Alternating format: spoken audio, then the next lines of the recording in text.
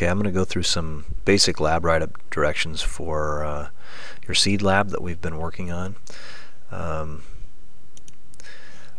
All lab reports have four basic sections to them: an introduction section, a materials and methods section, a results section, and a conclusion section, pretty much like every lab report all over the world.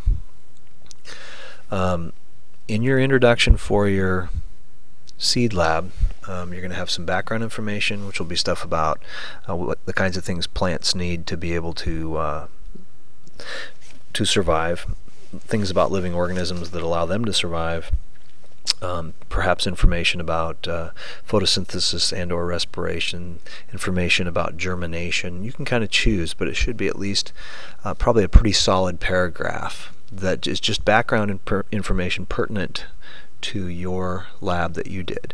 You're going to also need a statement of purpose in that and a hypothesis, because it is definitely appropriate for this experiment. And, it would be great if the hypothesis was in an if-then format. If we do this and this happens, then we know that. You don't want to do a hypothesis after the fact. So the hypothesis is in an introduction. You haven't done the lab yet. That's what the hypothesis is for. The materials and methods is a section that's not a paragraph. This is where you have a bulleted list of materials that you used, and you have a list of numbered steps for your procedure that says 1, do this, 2, do that. It was an exact set of steps so someone could repeat what you did in your experiment. The results for this will be very detailed observations. I would also like to say at this point that it's real important that the lab report is in order this way.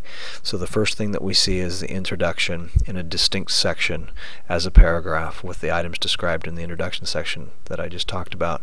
The next section would be the materials and methods section in its own unique section with a bulleted list of materials and then a numbered list of steps. Then you would attach your observations. You don't typically have to rewrite those. They will occasionally look like a mess, but they're real stuff, and that's okay. Hopefully you've got some measurements, both quantitative and qualitative observations in there. You would include all of those in your results section. And finally, in a conclusion section, the first sentence of your conclusion should be a general summary. What did you do in the lab?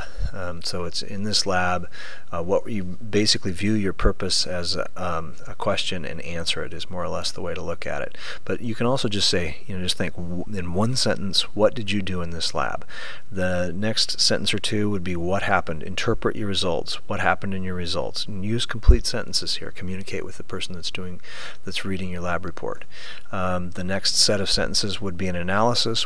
Why do you think you got the results that you did? If nothing grew, why do you think? If all of your plants were underwater, how did that affect the plants so that they didn't germinate? And then if there were errors, like somebody watered your plant when you didn't know they were going to be there, or something like that, or any general observations about the lab. Not if it went well. If it went well, how did it go well? Be descriptive in your observations and error analysis. Okay, and that should do it. Please enjoy.